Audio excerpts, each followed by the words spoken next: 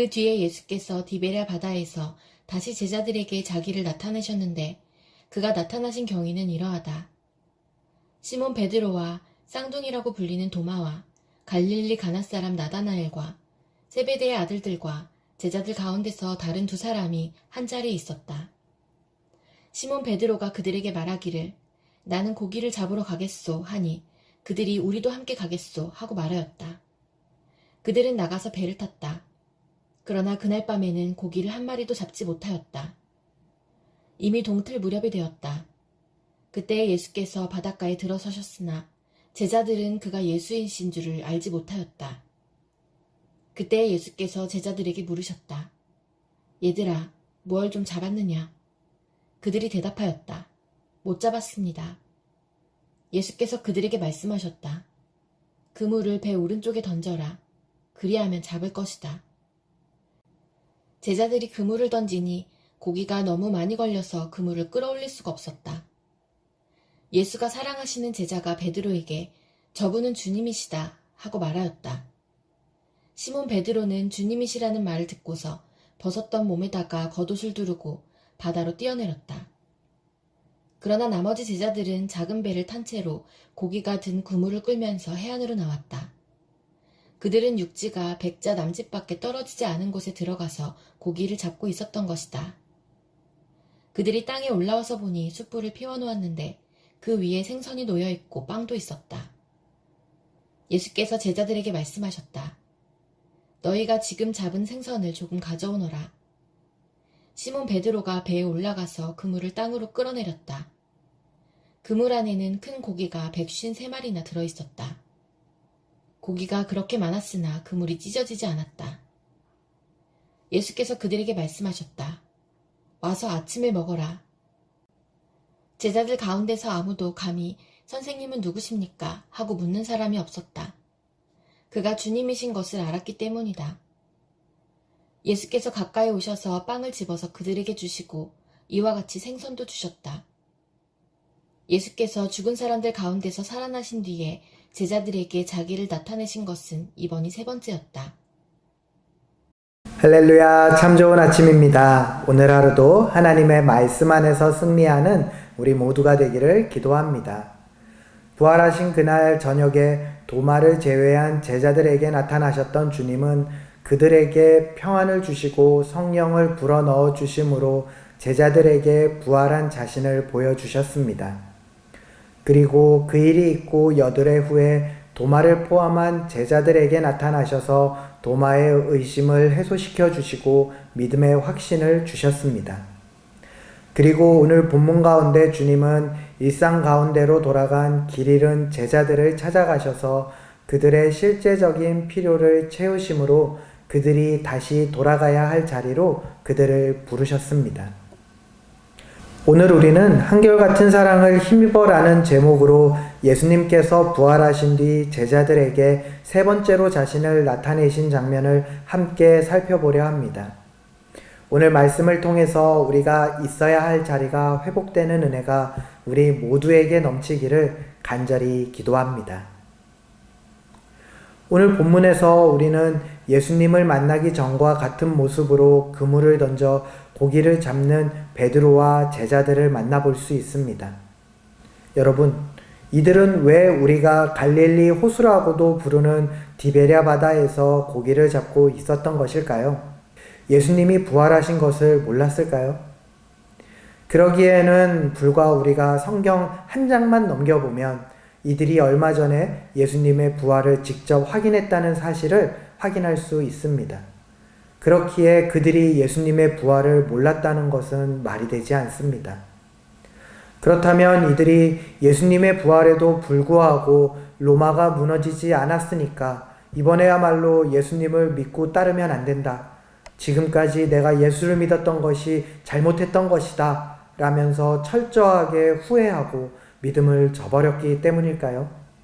이것도 아닐 수밖에 없는 것은 이들 중 도마가 얼마 전에 어떻게 했습니까? 부활하신 주님을 직접 만져본 뒤에 분명한 신앙 고백을 했습니다. 그리고 또한 베드로도 자신이 3번이나 부인한 그 주님이 부활하셨는데 그 부활을 실제로 알고도 예수님을 모르는 자와 같은 모습으로 돌아간다고 하는 것, 이것 또한 결코 쉽지 않을 것입니다. 그렇기에 이들이 신앙을 저버렸다라고 하는 것도 우리는 쉽게 인정할 수 없습니다. 그렇다면 어떤 이들의 주장처럼 이들이 우연히 할 일이 없어서 그곳에서 그물을 던지며 시간을 보냈던 것일까요? 물론 당연히 그것도 아닙니다. 사실 오늘 본문의 제자들은 여러 가지 사건으로 낙심하고 깨어지고 넘어져서 가야 할 방향은 분명 잃었겠지만 그 마음만큼은 누구보다 주님을 다시 만나고 싶어 했던 자들이었습니다. 예수님께서는 잡히시기 전 제자들에게 내가 살아난 뒤에 너희보다 먼저 갈릴리로 갈 것이다 라고 말씀하셨습니다. 또 부활하신 후에도 혹시 제자들이 잊었을까 자신을 마주한 여인들에게 빨리 가서 제자들에게 전하기를 그는 죽은 사람들 가운데서 살아나셔서 그들보다 먼저 갈릴리로 가시니 그들은 거기서 그를 뵙게 될 것이라고 하여라. 이것이 내가 너희에게 하는 말이다. 또 무서워하지 말아라. 가서 나의 형제들에게 갈릴리로 가라고 전하여라. 그러면 거기에서 그들이 나를 만날 것이다. 라고 거듭해서 말씀하셨습니다. 사실 갈릴리는 그들이 맨 처음 부르심을 받은 곳이고 은혜를 받은 곳이며 사명을 받은 곳이기도 합니다. 풍랑에서 검짐을 받고 무리를 걷기도 하는 등 제자들과 함께한 주님의 깊은 추억이 깃든 곳이기도 합니다. 그랬기에 제자들은 여인들이 건네준, 아니 그 전에 예수님께서 말씀하셨던 그 말씀도 기억하고 갈릴리로 갔을 것입니다. 하지만 그들이 예수님의 말씀을 따라 갈릴리로 갔지만 정작 기대감을 갖고 찾아간 그곳에서 주님이 어디 계신지 만날 수 없었던 것 뿐입니다. 그리고 그때 예수님을 기다리던 그들이 바다로 나가 그물을 던지면서 주님을 그리워했다라고 보는 것이 더 좋지 않을까요? 그런데 그렇게 그물을 던지며 주님을 그리워하던 제자들에게 한 가지 이슈가 생겼습니다. 그 사이에 고기 잡는 기술이 녹슬어서였을까요? 그들은 동이 틀 때까지 고기를 한 마리도 잡지 못했습니다. 그러한 제자들에게 예수님은 제자들이 예수님을 알아보지 못할 아직은 동이 트기 직전인 그때에 그들에게 나타나셨습니다. 그랬기에 그들은 그곳에 나타나신 주님을 바로 알아보지는 못했습니다. 예수님께서 그들에게 물으셨습니다. 얘들아, 무엇을 좀 잡았느냐? 이 질문에 제자들이 못 잡았다라고 대답하자 예수님께서 말씀하십니다. 그물을 배 오른편에 던져라. 그리하면 잡을 것이다.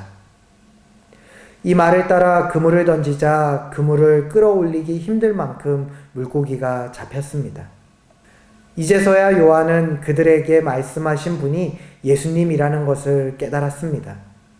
그리고 요한의 입에서 저분은 주님이시다 라는 말이 떨어지자 베드로가 한시라도 더 빨리 예수님을 마주하고 싶은 마음에 고기를 잡기 위해 벗어놓았던 겉옷을 다시 두르고 바다로 뛰어내렸습니다. 그리고 헤엄쳐서 주님께로 향했습니다. 다른 제자들도 고기가 든 그물을 끌면서 역시 주님이 계신 해안으로 향했습니다. 그렇게 해안가로 올라온 제자들이 마주한 것은 제자들을 위해서 예수님께서 피워놓은 숯불과 맛있게 익은 생선과 빵이었습니다. 예수님은 그렇게 예수님을 기다리다 지친 제자들을 위해서 준비한 사랑의 자리로 그들을 다시 불러주심으로 그들을 위로하신 것입니다. 사랑하는 여러분, 그런데 혹시 여러분은 이 본문을 보면서 다른 성경의 장면들이 떠오르시지 않았습니까? 먼저 오늘 본문에서 고기를 잡지 못한 수고하고 지친 제자들의 그물을 채우시는 장면. 이 장면은 예수님께서 베드로와 야고보와 요한을 부르시던 그 장면과 참 비슷합니다. 그때도 그들은 밤새 수고했지만 고기를 잡지 못하였고 그저 그물을 씻고 있었는데 예수님께서 베드로의 배에 타시고 베드로에게 말씀하셨습니다. 그물을 던져라. 그리고 그 말씀에 순종했을 때 그물이 찢어질 만큼 물고기를 잡게 되었죠. 그리고 이 사건 이후로 그들은 그물을 버리고 예수님을 쫓아 사람을 낚는 그리스도의 제자의 삶을 살게 되었습니다. 그리고 또 오늘 본문 가운데 밤샘 노동에 지치고 배고픈 제자들을 눈앞에 있던 물고기와 빵으로 위로하신 예수님.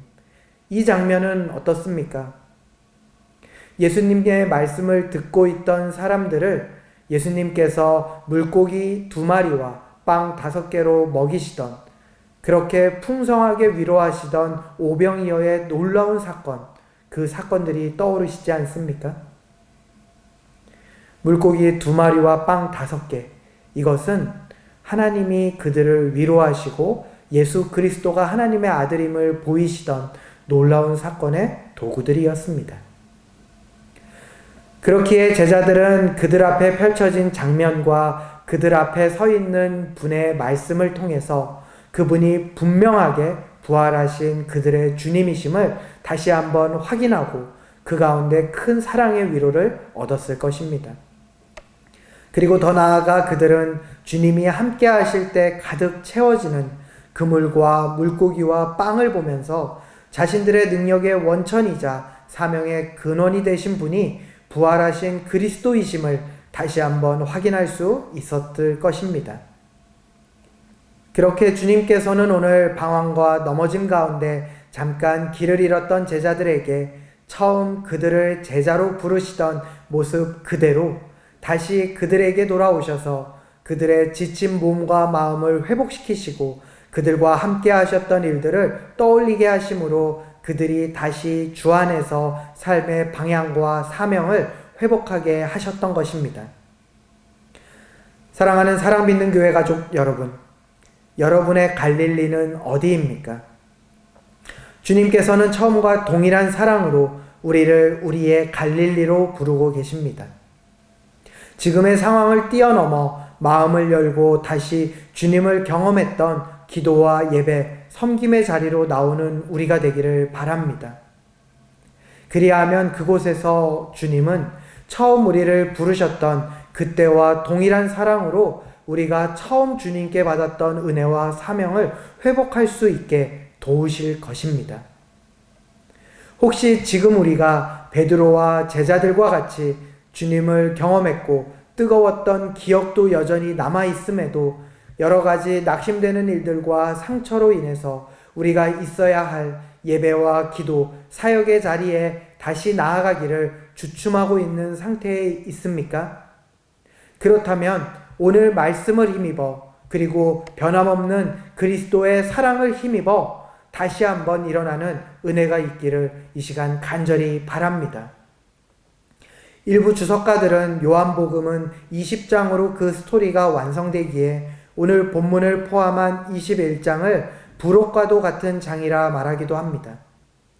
하지만 하나님께서 요한복음 21장의 말씀을 허락하신 것은 단순한 부록이 아니라 예수님의 부활의 사실을 알고 있음에도 온전히 자신들이 있어야 할 자리로 돌아가지 못했던 베드로와 제자들, 그리고 어쩌면 그들과 같은 일을 겪고 있는 우리에게 예수님께서 그 사랑을 힘입어서 돌아오라는 이 말씀을 하고 싶으셨기 때문 아닐까요? 예수님께서는 오늘 제자들에게 하셨던 그 말씀을 동일하게 우리에게도 말씀하십니다. 요한복음 21장 10절입니다. 너희가 지금 잡은 생선을 조금 가져오너라. 사랑하는 여러분, 우리의 삶에서도 때때로 주님을 경험했음에도 순간순간 낙심이 되거나 열매 맺지 못함에 지치고 방황하는 때가 올 수도 있습니다. 하지만 예수님은 우리를 절대로 포기하지 않으시고 우리의 필요를 채우시며 우리에게 동일한 사랑의 모습으로 믿음의 걸음을 이어갈 힘을 주시는 분이십니다. 바라기는 오늘 이 시간 말씀 앞에 나온 우리 모든 사랑 믿는 교회 성도들이 한결같은 주님의 크신 사랑을 힘입어서 주님이 우리를 부르신 그 영광된 제자의 자리를 온전히 회복하는 큰 은혜가 가득할 수 있기를 간절히 기도합니다.